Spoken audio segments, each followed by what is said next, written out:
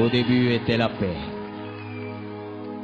Avec des pierres, les hommes du mégalithique inventaient leurs premiers abris et sculptaient d'étranges dieux à Philitos ou ailleurs en Corse. Mais les îles sereines attirent la convoitise des envahisseurs. Et 20 fois au cours des siècles, l'île de Corse sera prise d'assaut par des conquérants venus de tous les horizons. Le plus souvent, ils susciteront la haine et la révolte, contraignant ce peuple de bergers pacifiques à prendre les armes et résister. Il faut attendre cependant le milieu du XVIIIe siècle pour qu'après une succession d'aventures héroïques, la Corse connaisse les plus émouvantes pages de son histoire. En 1732, au couvent d'Orizza, une consulta des patriotes proclame l'indépendance de l'île de Corse. Giacinto Baoli rédige un projet de constitution dont le préambule décrète pour la première fois dans l'histoire de l'humanité: les hommes naissent libres et égaux en droit. Une phrase prémonitoire qui, un demi-siècle plus tard, sera reprise par tous les révolutionnaires du monde. Le destin est en marche. Le 14 juillet 1755, Pascal Paoli est élu général des Corses. À la Consulta Nazionale de Saint-Antoine de Casabianca, la Corse devient nation.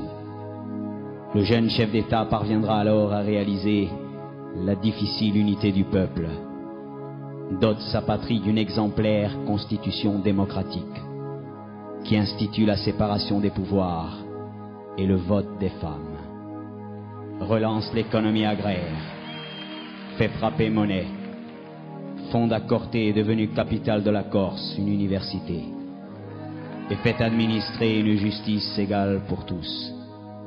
32 ans avant la première constitution américaine, 34 ans avant la Révolution française de 1789. Partout dans le monde, cette fantastique expérience politique et sociale suscite l'admiration. Les philosophes et tous les esprits éclairés du siècle des Lumières saluent en Pasquale Paoli, le précurseur de la démocratie. En France, Voltaire, après Jean-Jacques Rousseau, lui tresse des louanges et prédisent l'universalisation de son œuvre.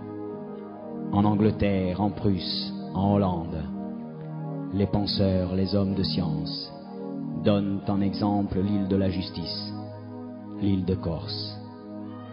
C'est alors en 1767 que la France de Louis XV achète à la République de Gênes une prétendue suzeraineté sur la Corse et décide de mettre au pas son peuple frondeur.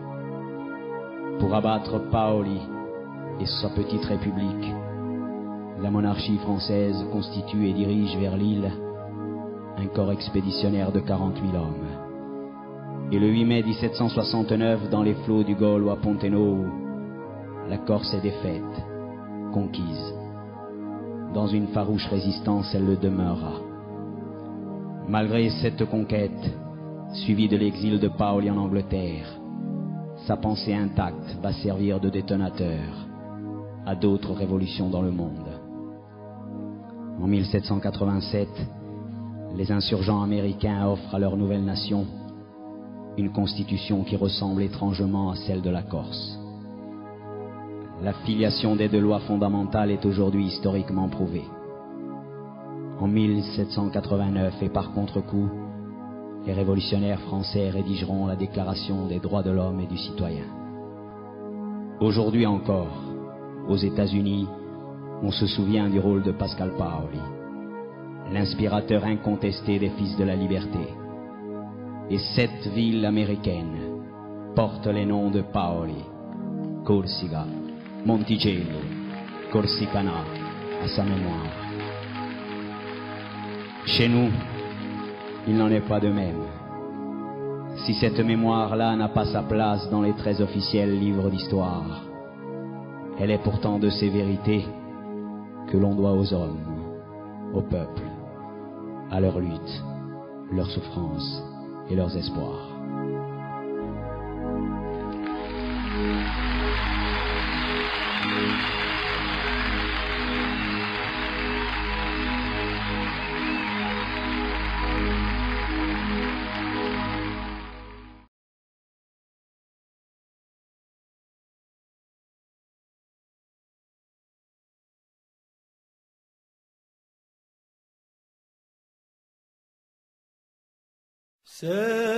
Boyun gideni yol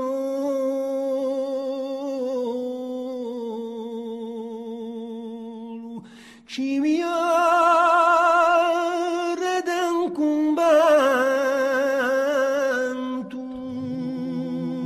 di un tempolo da yolo un cina sguassato viento era una sessantina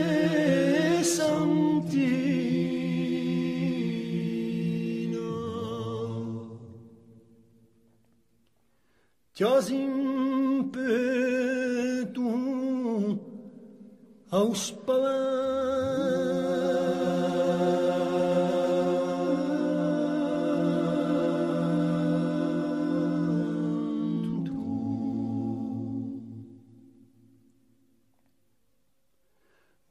Busta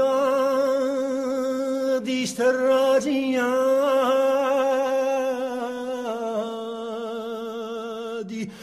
da io yogi maci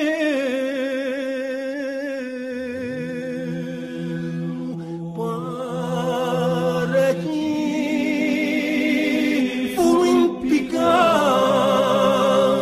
ci n'era non si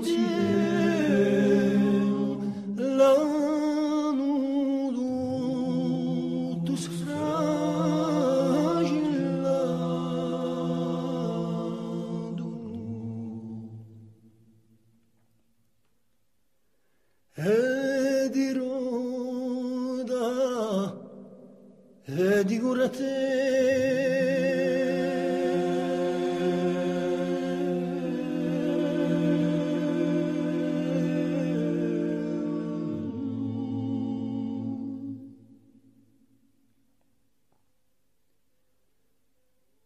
Oye e oye incorascia fadeci casunagria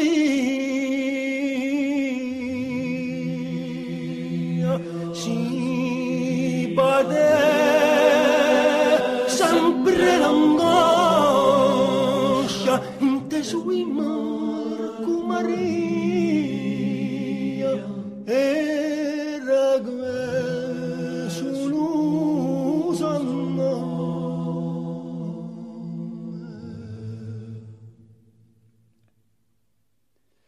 manco che de giagna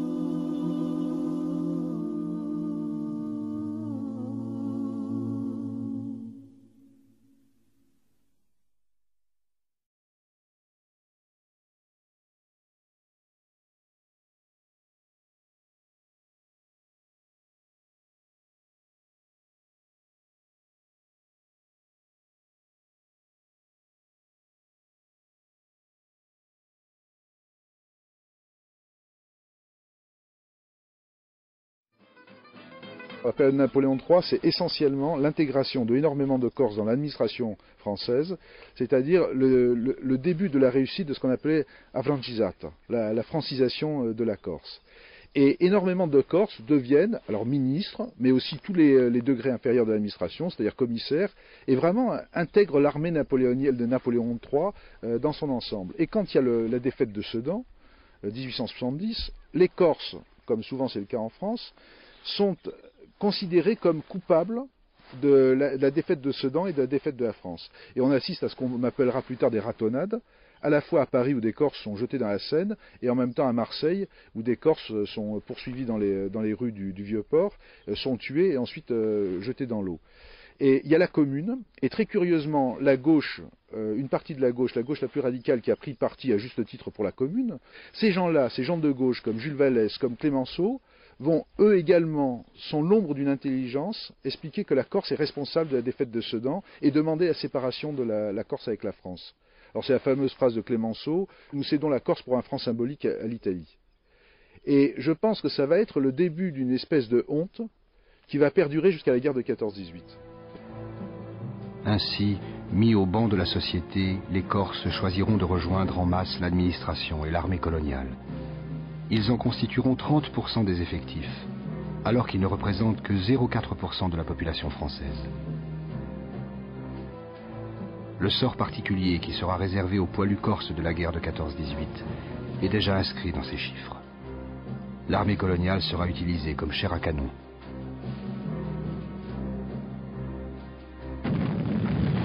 Lui mu sempre grida, evviva lo sangue corso. Di 173 ne buide e sevieri, di varianza non ce n'è stato, eravamo tutti sinceri, e quelli non sono morti, sono feriti o prigionieri. Puide fa un elogio al nostro reggimento, si battuto con coraggio, malgrado senza armamento, e li fece ai vettu anche il comandamento. Nel canale di Len c'era stato più di un corso, sapeva contare tutto, sarebbe lungo il scorso, dalle morti che c'era, lo fiume falava rosso.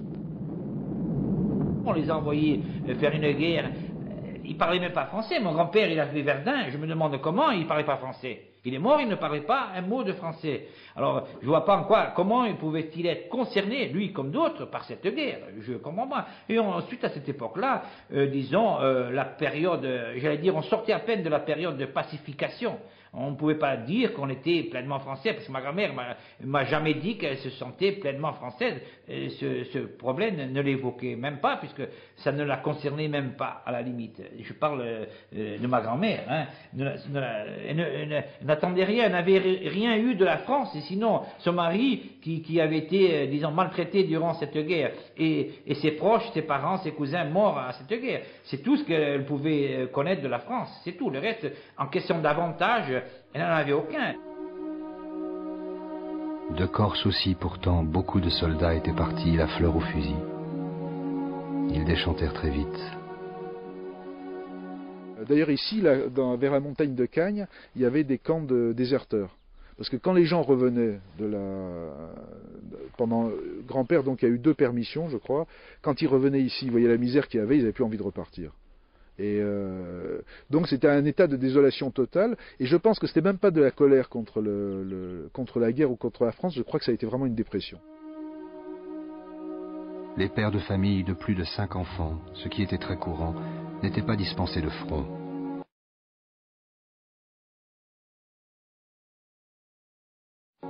Un front où les Corses étaient systématiquement utilisés en première ligne, sort qu'ils partageaient avec les tirailleurs sénégalais et les soldats bretons. Le 173e régiment d'infanterie, entièrement composé de Corses, fut reconstitué 3 fois. Il laissa à lui seul 3400 morts dans les tranchées. Aucun département ne paya un aussi lourd tribut. Aucun n'eut autant de gueules cassées, de veuves et d'orphelins. Les Corses n'avaient pas les permissions comme les autres. Hein? Le continental a une permission tous les 3 mois, le Corse tous les 6 mois.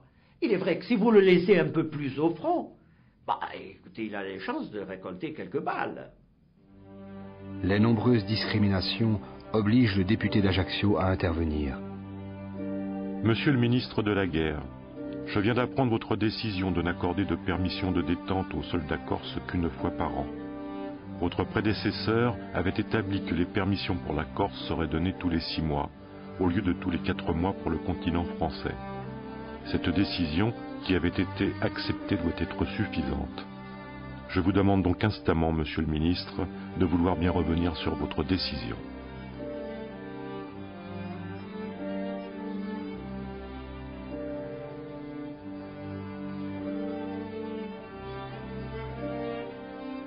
Nouvelle protestation quand les classes les plus anciennes sont partout démobilisées, sauf les soldats corses.